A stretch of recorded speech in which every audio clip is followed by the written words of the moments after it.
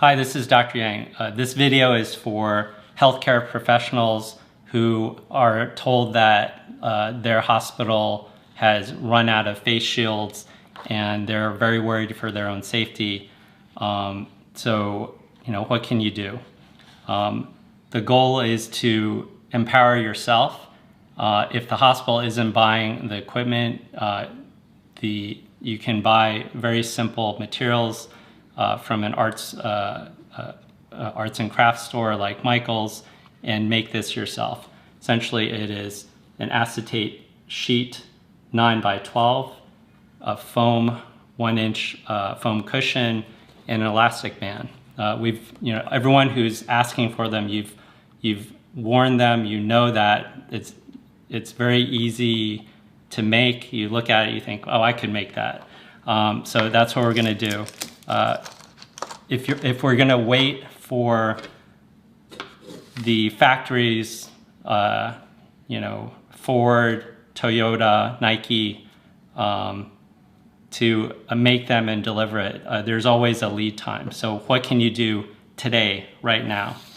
So let's say you're going, the number one thing you'll need is the graphics acetate.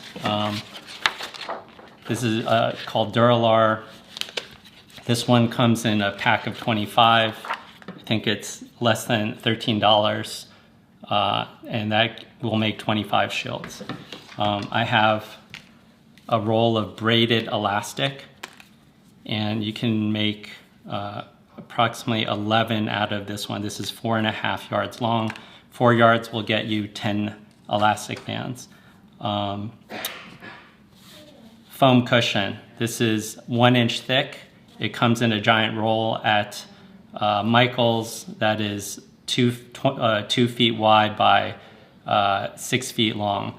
If it were me and someone bought a giant roll of film, I would just cut a strip. It may not look as pretty as this one, but it'll do. Okay, so let's say it's cut. Next, we're gonna use plain Scotch tape. Let's say you go to the nursing station, you grab a Scotch tape, you're gonna grab a stapler. We're talking, emergent type or urgent situation. We're gonna roll the tape onto itself. I'm sure you've done this before.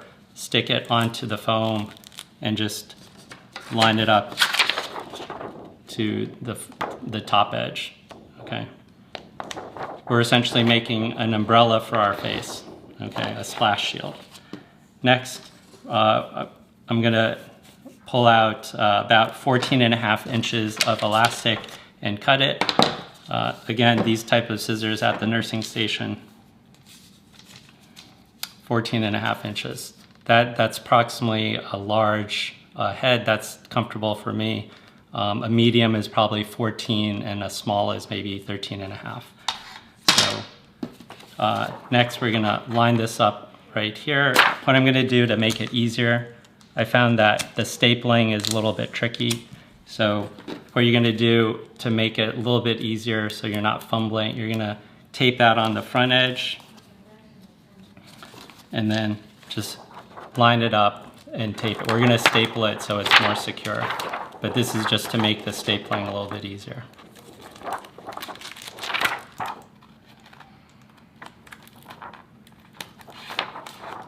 Okay, you're gonna tape that on. Let's say if you can't find a stapler, this might have to do, okay? But the stapler is much more secure. So we're just gonna place the tape here. I'm actually pulling off the foam so I can show you guys.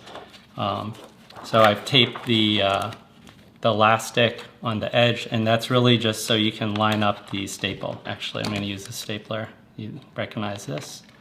So the staple is gonna go on the outside of the shield, and then the elastic is on the bottom, and the acetate is on top. I'm gonna put 2 staples.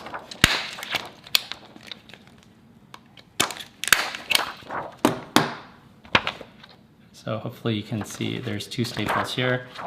The tape holds it in place while you line it up. Otherwise, it's a little bit tricky to staple. Just line it up. I see they're doing 3D printed masks.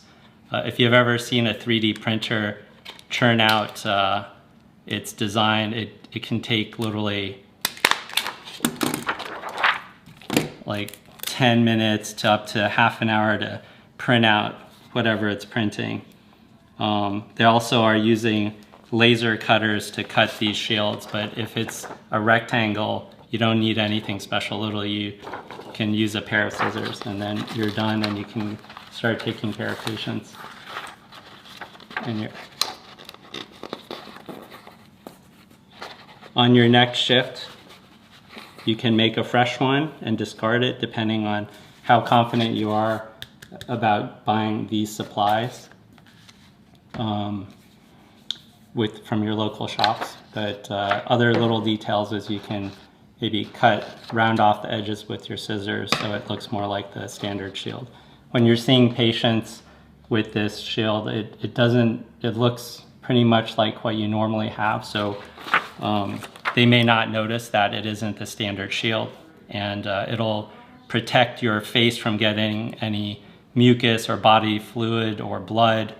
The other reason for making it is if you have, let's say, an N95 mask, the two reasons why the masks become unusable is a direct spatter of blood or sputum or mucus directly on the shield, and it's visibly contaminated. That you should throw out. The other reason is over time the filtration ability of the mask gets clogged with maybe microscopic or visible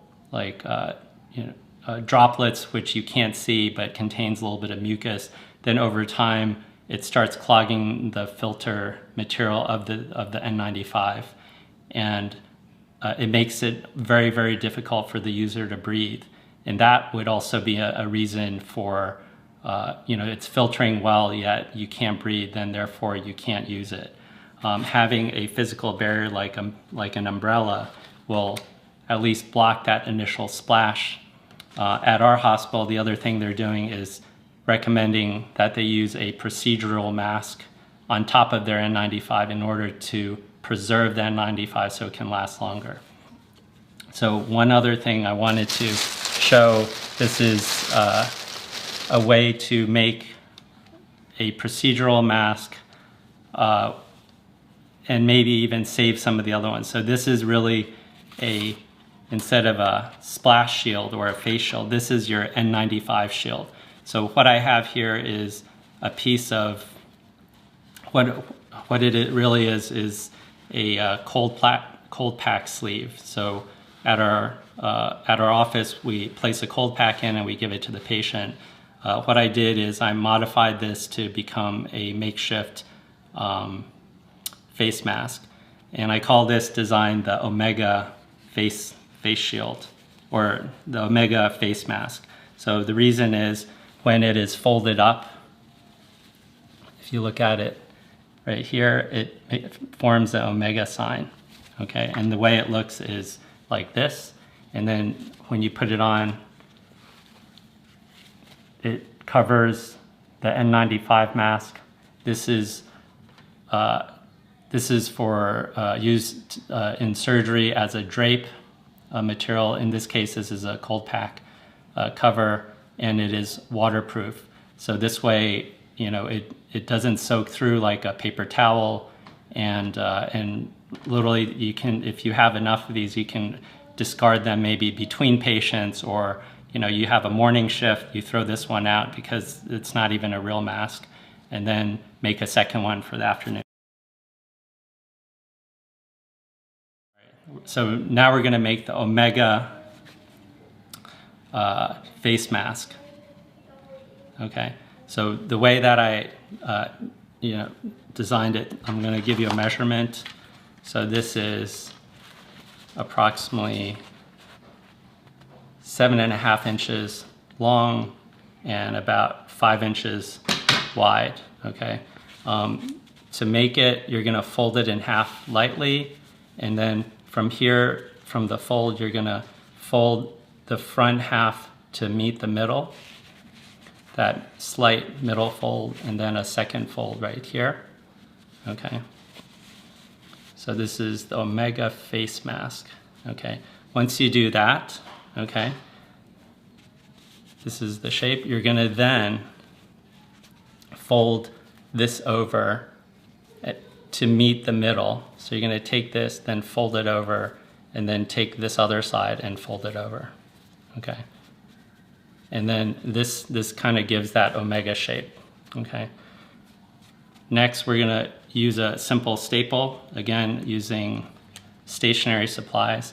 And right where, I'm gonna block my face, right where the seam is, we're gonna place a staple from front where the seam is to back, okay? You want the sharp side of the staple facing the outside of your mask, okay? So you don't get scratched by the staple, okay? So I just placed the staple right here. I'm gonna finish the omega fold right down the other side, okay, like this.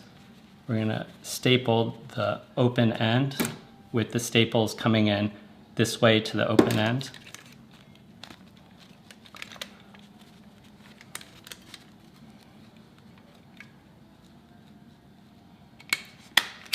Okay, so next, what you'll need is paper clips and a stationary rubber band, or some kind of rubber band. These are the big loop kind that sometimes they'll wrap like 8.5 by 11 documents, like in folders. So these are pretty common for the secretaries. If it's any smaller, you can't really wrap a stack of documents. A standard paper clip, and then here we go. So we have our Omega shield. We're gonna place the paper clip, and this is just to cover the N95. It's literally a N95 shield, okay? So that on top, underneath the face shield. We're gonna slide this down, okay? Sorry. You're gonna slide the paper clip down. Notice the edge of the big loop here is on top. You're gonna, to make it more secure, you're gonna pull this flap and then tuck it so you only see half of it, okay? Same thing on this side.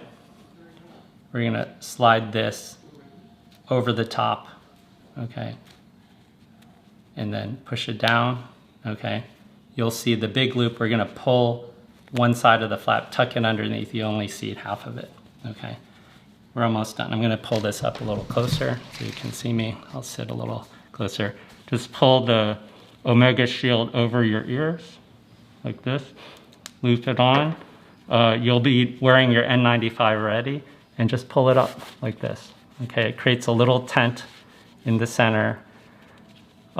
There's some leakage, but the main thing is we're using this as another shield. With your face shield, then you have a secondary shield. If there's an aerosol, most of it hits the shield, which you can wipe off. Let's say some Venturi effect comes around the shield, you have a second shield to catch any light droplets. And then because it's so simple to make, you can discard them more frequently. Or in another situation, let's say there's no acetate shields in the meantime. You're gonna have to wait until an overnight delivery for the next day, but they only gave you one N95 mask for the day or week. Then how are you gonna protect that shield? So potentially you can put on your N95, place the second one on top, and just keep it as clean as you can. So I think that's all I have to say for the frontline healthcare workers.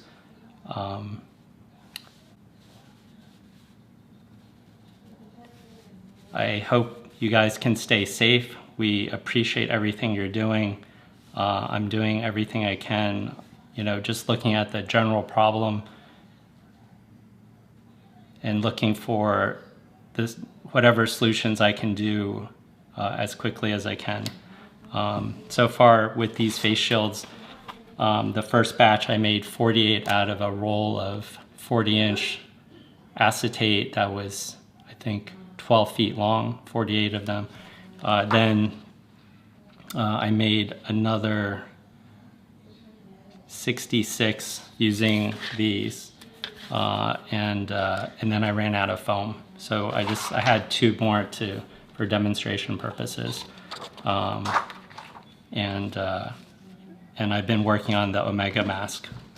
So my heart is with you guys, and wherever you are. You know, this is kind of a MacGyver type thing, but you know, I'm just imagining if I'm in your situation, I'm at the hospital already, and they literally tell you, sorry, we don't have PPE for you, or one particular piece. This is, you know, I think the face shield is actually really important. N95s you can't make, so all we can do is conserve, but you know, if we can make that 95 last longer just with an umbrella on top of it, you know, this is low tech. You know, if you don't have time to make it, or your Michael's or your art supply store is not available, maybe you can ask your family member in a state where maybe it's not locked down yet, or they can deliver it and they can make it at home while they're just sheltering in, and then send it to it as quickly as possible. But as you can see, this is relatively easy. The other thing I was thinking of was that, sorry to make this so long, the idea of making your own shields actually came from a news article maybe 2.5 weeks ago, maybe from Seattle, where the hospital staff themselves, they were using vinyl sheets, foam, and you know, elastic. It wasn't even braided elastic. It looked like just you know elastic cords, and fashioning it. And they you know, they're talking about their desperation, and that was literally like almost 2 weeks ago. They were already doing this. So you know,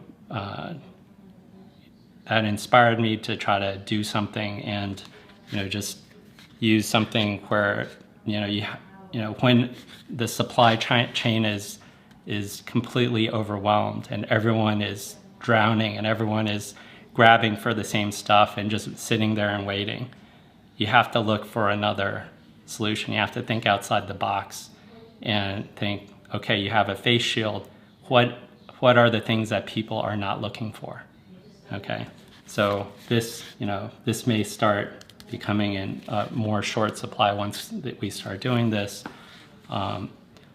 In other countries where they don't even have art supplies like this, they're using like a 2-liter Coke bottles, you know, and cutting off the bottom, and then you know, opening it up and just using that, you know, that square piece in the middle as a face shield. You know, I hope it doesn't come to that, but you know, let's do what we can and be safe. That's it for this video. Sorry. Bye.